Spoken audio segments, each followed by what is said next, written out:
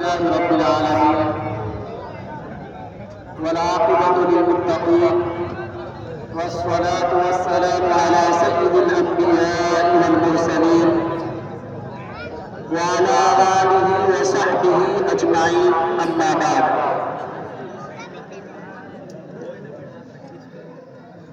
عزیزان ملت،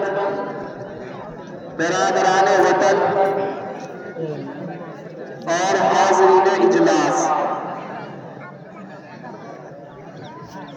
آج کا دن ایک قومی دن ہے. آج شہر ہو یا دیہات، گاؤں ہو یا قصبہ، ہر جگہ یوم جمہوریہ کا جشن منایا جا رہا ہے.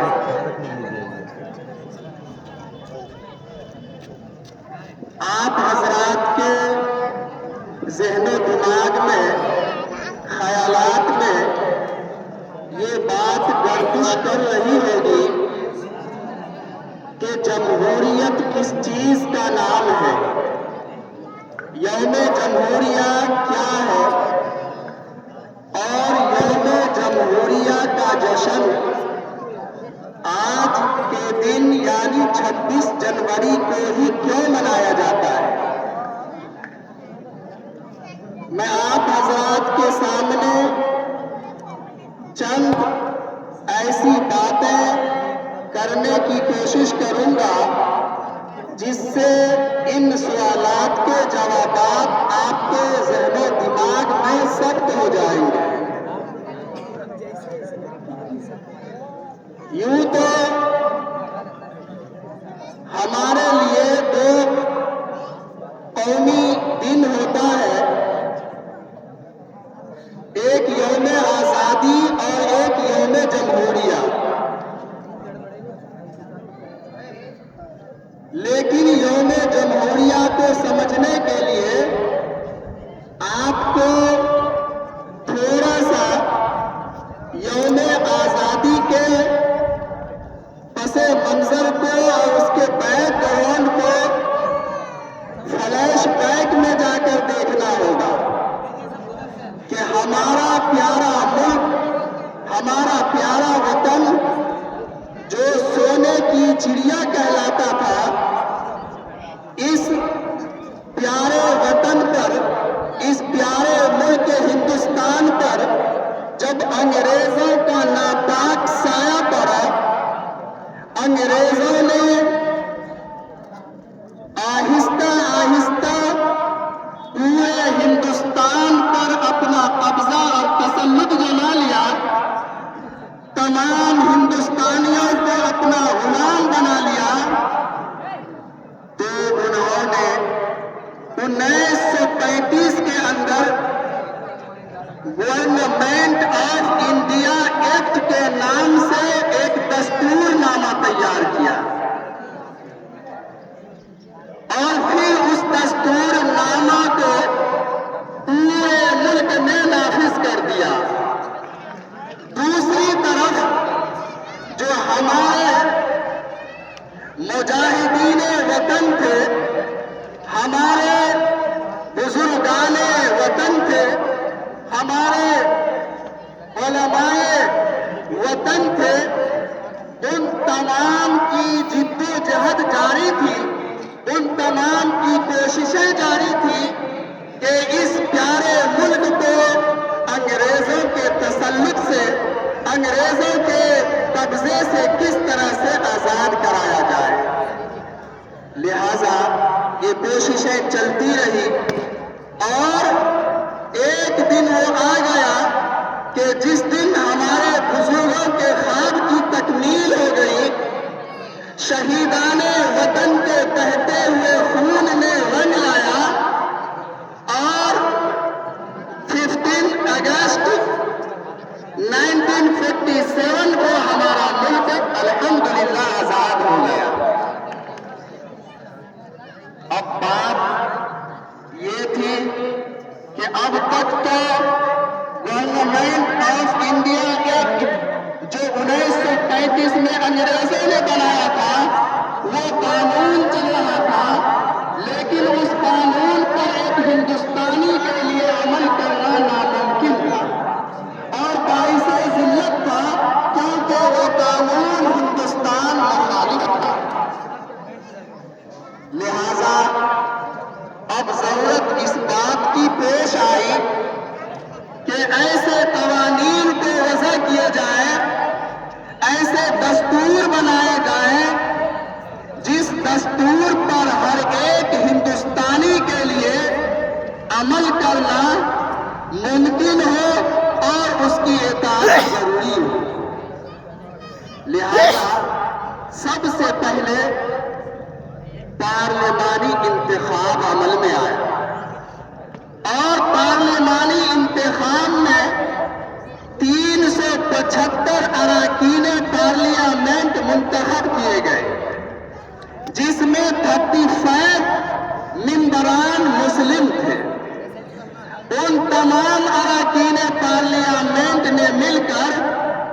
13 کمیٹیاں تشکیل دی، جن کمیٹیوں کا کام یہ تھا کہ وہ مختلف شعبہ جات سے دفعات کو مسوداتی شکل میں تیار کرے، چاہے وہ فوجداری معاملہ ہو، شہری زندگی گزارنے کا معاملہ ہو، زراعت سے متعلق ہو، تجارت سے متعلق ہو، معاشرے سے متعلق ہو۔ یہ دفعات مسودہ کی شکل میں 13 کمیٹیوں نے تیار کرنا شروع کیا۔ پھر اس درمیان میں یاد رکھیے کہ 114 اجلاس عام ہوا۔ یہ کیوں ہوا؟ اس لیے کہ جب بھی کسی شعبے کا ایک دفعہ بنتا تھا، قانون وضع کیا جاتا تھا، تو اجلاس عام کے ذریعے سے، جس میں دانشوران قوم و ملت کے ساتھ ساتھ عام انسان کی بھی شرکت ہوتی تھی، اور پھر اس دفعہ کے اوپر، اس قانون کے اوپر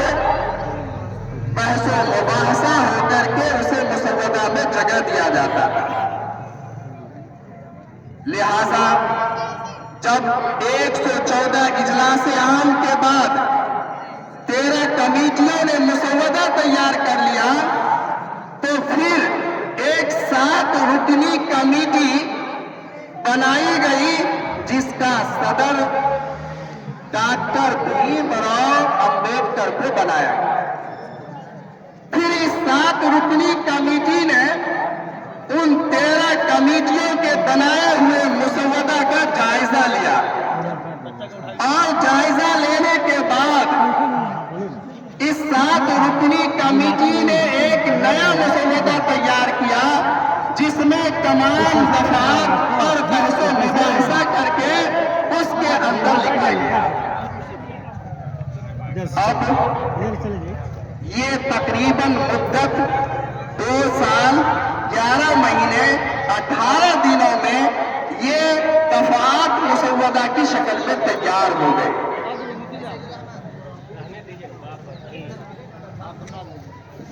ڈاکٹر بھیم راؤ امبیڈکر اپنی 7 رکنی کمیٹی کے ساتھ اس مسودہ کو اس وقت کے جو صدر جمہوریہ تھے ڈاکٹر شری راجندر پرساد صاحب، ان کی خدمت میں اس مسودہ کو پیش کیا گیا۔ یہ 26 نومبر 1949 کو ڈاکٹر بھیم راؤ امبیڈکر صاحب نے اس مسودہ کو ڈاکٹر شری راجندر پرساد کے حوالے کرتے ہیں۔ اس کے بعد ڈاکٹر راجندر پرساد صاحب 58 ڈیز تک اپنے پاس اس مسودہ کا اسٹڈی کرتے ہیں۔ جب 58 دنوں تک اس مسودہ کا اسٹڈی کیا، مطالعہ کیا،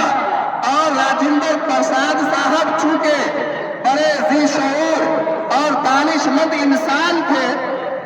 صدر جمہوریہ تھے،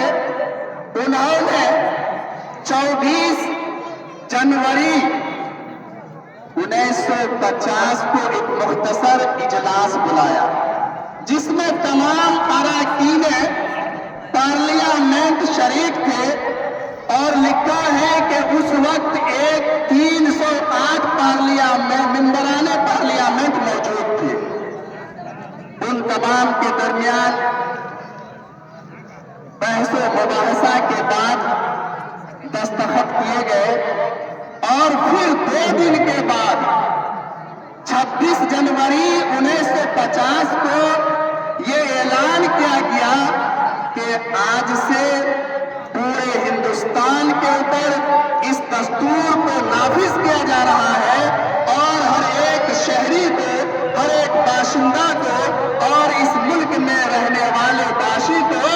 اس دستور کے اوپر عمل کرنا لازم ہوگا۔ عزیز طلبہ اور برادران وطن، یہ بات واضح ہے کہ جمہوری ملکوں میں سب سے بڑا ملک ہمارا ہندوستان ہے۔ اب یہ بات تو واضح ہو گئی کہ 26 جنوری کو اہمیت اس لیے حاصل ہے کہ ہمارا جو آئین ہند تیار ہوا، ہمارا جو دستور نامہ نافذ العمل میں آیا، وہ جنوری کی 26 تاریخ تھی۔ اسی مناسبت سے 26 جنوری کو جشن منانے کا اعلان کیا جاتا ہے، اور ہم اسے جشن مناتے ہیں۔ لیکن جمہوریت کس چیز کا نام ہے؟ جمہوریت کے معنی کیا ہے؟ اس بات کو سمجھیے کہ جمہوری کا مطلب ہے کہ ہر باشندہ کو اس کے بنیادی حقوق دیے گئے، ہر باشندہ کو اس کے بنیادی حقوق دیے گئے ہیں کہ ہر ہندوستانی اپنے مذہب، اپنے رسم و رواج کے مطابق زندگی گزارنے میں وہ آزاد ہے۔ کوئی کسی پر روک ٹوک نہیں کیا جا سکتا ہے۔ ہر آدمی کھانے پینے، پہننے اوڑھنے، رہنے سہنے میں اپنے مذہب، اپنے رسم و رواج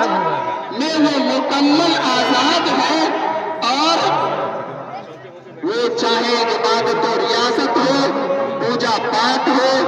کوئی بھی مذہبی معاملات ہو، ہر ایک معاملات میں وہ آزاد ہے۔ یہ جمہوری کا مطلب ہے۔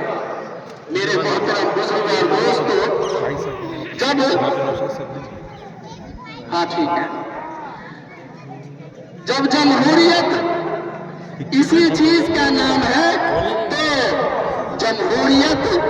گویا کہ ہمیں یہ دیکھنا ہے کہ کیا ہمارے اس پیارے ملک میں سرکار اپنی ذمہ داری نبھا رہی ہے یا نہیں، عدلیہ اپنا فرض منصبی ادا کر رہا ہے یا نہیں، اراکین پارلیمنٹ ہمارے ملک کے لیے فکر مند ہے یا نہیں، اور میڈیا اپنے منصب کا خیال رکھتے ہوئے وہ عوام تک صحیح خبر پہنچا رہا ہے یا نہیں، اس بات کو ہم سب کو سوچنے کی ضرورت ہے۔ میں اپنی بات اس شعر پر ختم کرتا ہوں کہ دل سے نکلے گی نہ مر کر بھی وطن کی الفت، دل سے نکلے گی نہ مر کر بھی وطن کی الفت، میری مٹی سے بھی خوشبوئے وفا آئے گی۔ اور علامہ اقبال نے کہا کہ مذہب نہیں سکھاتا آپس میں بیر رکھنا، مذہب نہیں سکھاتا آپس میں بیر رکھنا، ہندی ہے ہم وطن ہے ہندوستان